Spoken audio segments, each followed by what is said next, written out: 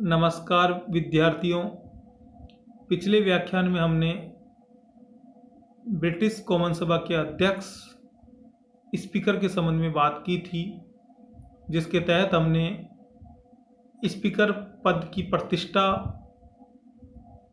उसकी शक्तियां, उसके कार्य एवं उसकी प्रकृति के संबंध में अध्ययन किया था।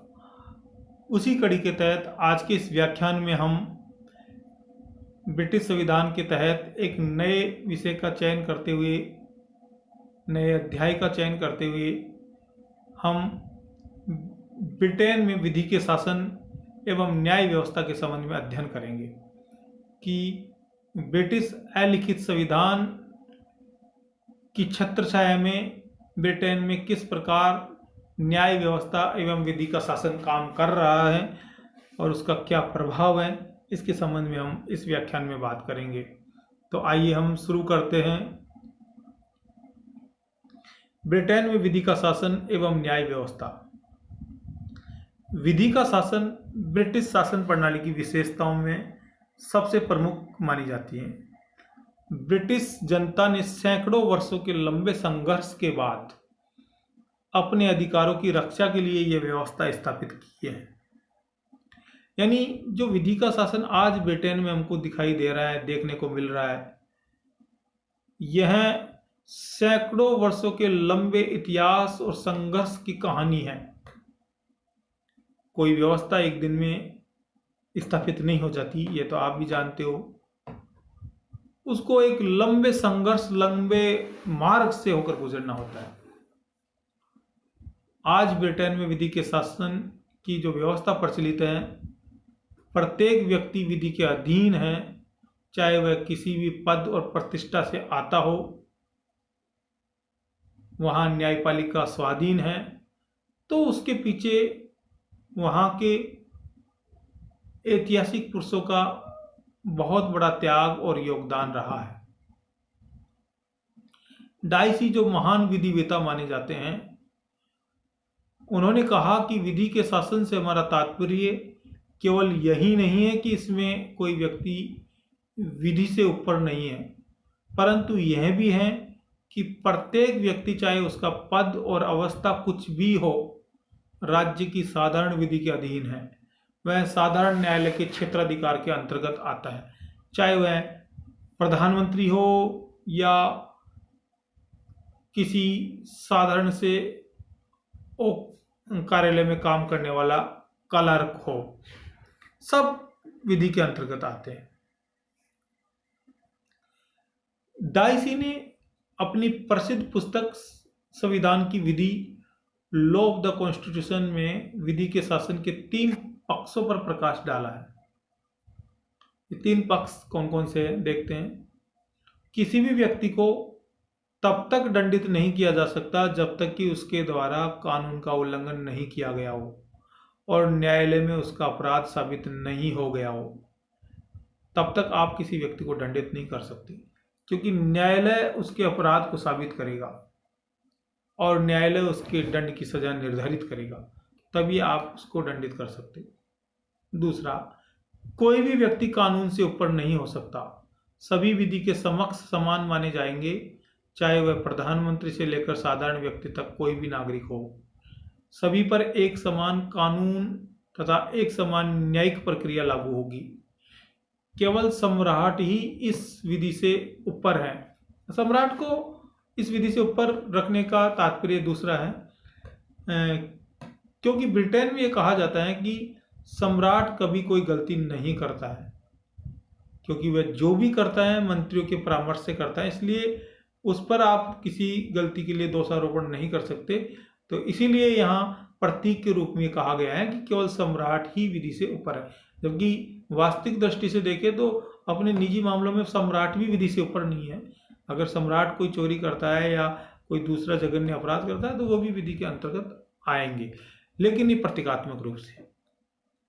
ब्रिटेन में विधि के मूल सिद्धांत उन न्यायिक निर्णयों पर आधारित हैं जो समय समय पर न्यायालयों ने नागरिकों की सुरक्षा के लिए दिए हैं। क्योंकि वहाँ कोई लिखित संविधान तो है नहीं, तो वहाँ जो न्यायालय द्वारा निर्णय दिया गए उन्हीं को व्यवस्थागत सिस्टम में शामिल किया गया, विधि के तहत जोड़ा गया और बाद में वह स्थायी विधि के रूप में नागरिकों के द्वारा अनुपालन करने योग्य बना दी गई। ब्रिटेन में संविधान नागरिकों के अधिकारों का स्रोत नहीं होकर उसका परिणाम है, यानी वहाँ कोई लिखित संविधान नहीं है, वहाँ जो विधि व्यवस्था निकली वह न्यायालय के निर्णयों के अनुसार और लोगों की परंपराओं और लोगों की सहमति से निकली है। ब्रिटेन में न्याय व्यवस्था की विशेषताएं, आप लोगों को ये ध्यान होगा कि भारत के माननीय स्वतंत्रता सेनानी श्री गोपाल कृष्ण गोखले ने भारत में विधि की शासन व्यवस्था को लागू करने के लिए 7 बार ब्रिटेन की यात्रा की थी और उनकी एक ही मांग थी कि भारत में विधि का शासन लागू किया जाए। भारत में क्यों नहीं करते आप विधि के शासन व्यवस्था को लागू, और इसके लिए उन्होंने खूब संघर्ष किया। इंग्लैंड अपनी स्वस्थ कानूनी व्यवस्था एवं विधि के शासन के लिए विश्व में प्रमुख व्यवस्था मानी जाती है। उसकी कुछ प्रमुख विशेषताएं हैं जो इस प्रकार है। विधि का शासन, ब्रिटेन में प्रधानमंत्री से लेकर साधारण कर्मचारी तक सब एक समान विधि के अधीन आते हैं। न्यायपालिका की स्वतंत्रता, ब्रिटेन में न्यायपालिका अपने कार्य क्षेत्र में स्वतंत्र है, यानी वहां न्यायपालिका को स्वतंत्रता दी गई है, अपने कार्य क्षेत्र में स्वतंत्र है। उसकी स्वतंत्रता के लिए कई प्रकार की व्यवस्थाएं बनाई गई है। भारत में भी, भारत में तो वैसे ही न्यायपालिका स्वतंत्र है और सरकार का तीसरा अंग है न्यायपालिका और स्वतंत्र है। और इसके साथ भारत में तो न्यायिक पुनरावलोकन की व्यवस्था हो रहा है कि संसदीय कानूनों की समीक्षा करने का अधिकार और दिया गया है न्यायालय को।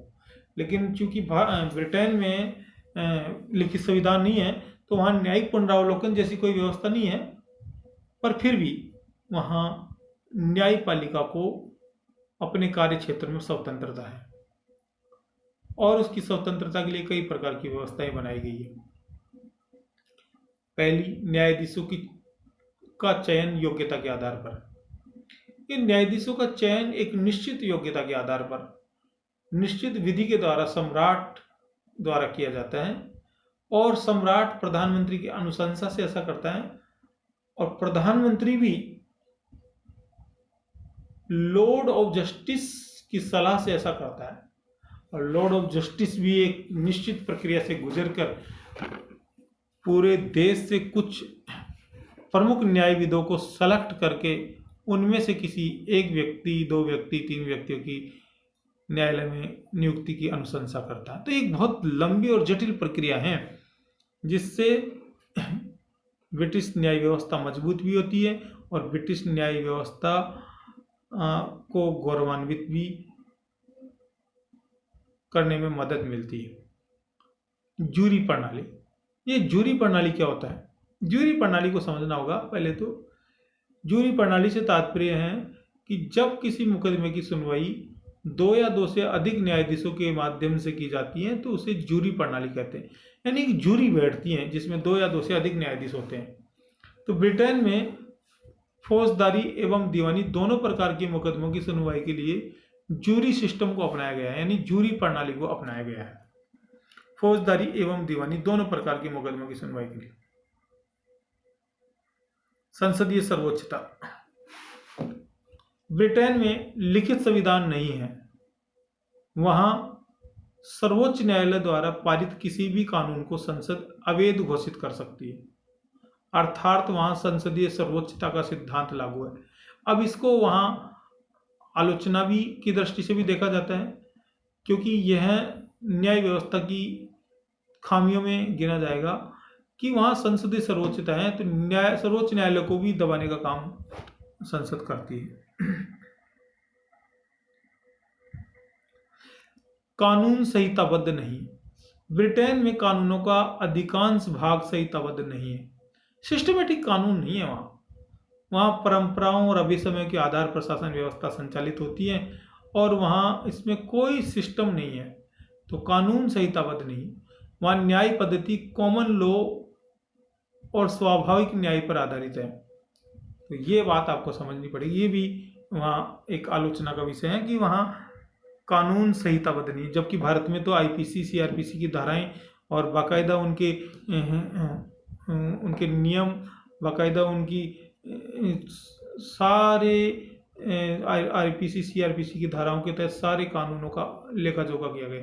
और इसके अलावा संविधान यहाँ लिखित है और संविधान के अनुच्छेदों के तहत विस्तार से न्यायपालिका के अधिकार क्षेत्र की बात कही गई है। न्याय पद्धति में भिन्नता, ये भी ब्रिटेन की एक विशेषता है। ब्रिटेन में विभिन्न देशों में प्रचलित न्याय व्यवस्था, अलग अलग प्रकार की न्याय व्यवस्था को समायोजित करके एक नई प्रकार की न्यायिक व्यवस्था का प्रचलन किया गया है।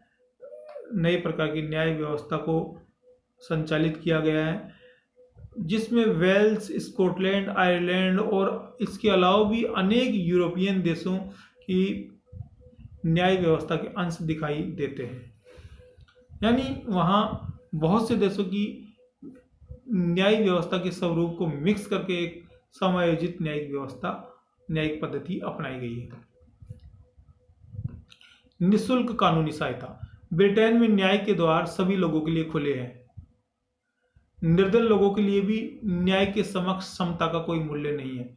वहाँ निर्धन लोगों के लिए वकीलों की सेवाएं निःशुल्क प्राप्त होती हैं। यानी वहाँ निःशुल्क रूप से वकीलों की सेवाएं ले सकते हैं निर्धन लोग।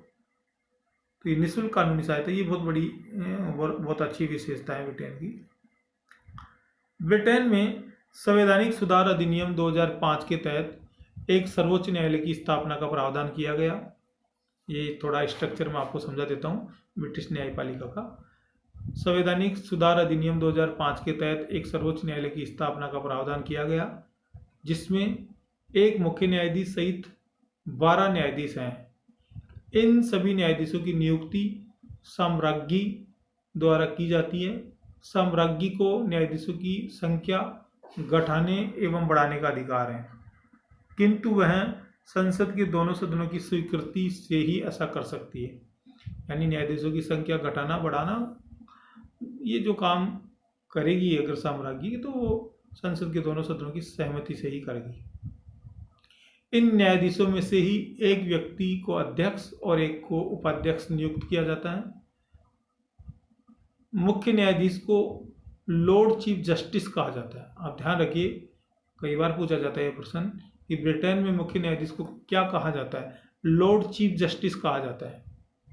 ब्रिटेन में न्यायाधीशों की नियुक्ति के लिए प्रधानमंत्री साम्राज्ञी से अनुशंसा करते हैं कि इस व्यक्ति को न्यायाधीश बना दिया जाए, किंतु प्रधानमंत्री उसी व्यक्ति के लिए अनुशंसा करते हैं जिसकी नियुक्ति हेतु लॉर्ड चांसलर ने अनुरोध किया हो। प्रधानमंत्री भी हर किसी व्यक्ति की अनुशंसा नहीं करेंगे। लॉर्ड चांसलर जिसके लिए अनुरोध करे, जिस व्यक्ति के लिए, उसी की अनुशंसा प्रधानमंत्री करता है। और लॉर्ड चांसलर भी एक निश्चित प्रक्रिया से गुजर कर ही किसी व्यक्ति की नियुक्ति का अनुरोध करता है, वह भी अपनी मर्जी से नहीं करता। तो ये बहुत लंबी और बहुत जटिल और बहुत बढ़िया व्यवस्था है, जिसके तहत वहाँ छटनी करके न्यायाधीशों की नियुक्ति की जाती है। लॉर्ड चांसलर सर्वोच्च न्यायालय में न्यायाधीशों की नियुक्ति के लिए एक आयोग गठित करता है। आप देखिए कैसे वहाँ न्यायाधीशों को सेलेक्ट किया जाता है। लॉर्ड चांसलर सर्वोच्च न्यायालय में न्यायाधीशों की नियुक्ति के लिए एक आयोग गठित करता है, जिसमें सर्वोच्च न्यायालय का अध्यक्ष, उपाध्यक्ष एवं 3 अन्य सदस्य जो वेल्स, स्कॉटलैंड और आयरलैंड से आते हैं और उनका विधि विशेषज्ञ होना आवश्यक है, ये नियुक्त किए जाते हैं। और इन 5 लोगों के द्वारा, इस कमेटी के द्वारा जिस व्यक्ति की अनुशंसा की जाती है, उसे लॉर्ड चांसलर प्रधानमंत्री को अनुमोदित करता है और प्रधानमंत्री की अनुशंसा पर सम्राट या साम्राज्ञी उसकी नियुक्ति करती है। तो ये प्रक्रिया आपको समझनी होगी और ये बड़ी मुश्किल प्रक्रिया है, लेकिन बहुत अच्छी प्रक्रिया है। आप लोगों ने मेरे इस व्याख्यान को बड़े ध्यान से सुना, इसके लिए आपको सभी को बहुत धन्यवाद। अगर आपको मेरा ये व्याख्यान पसंद आया तो आप इसे लाइक कर दीजिए, शेयर कर दीजिए। एक बार पुनः आप सभी को धन्यवाद।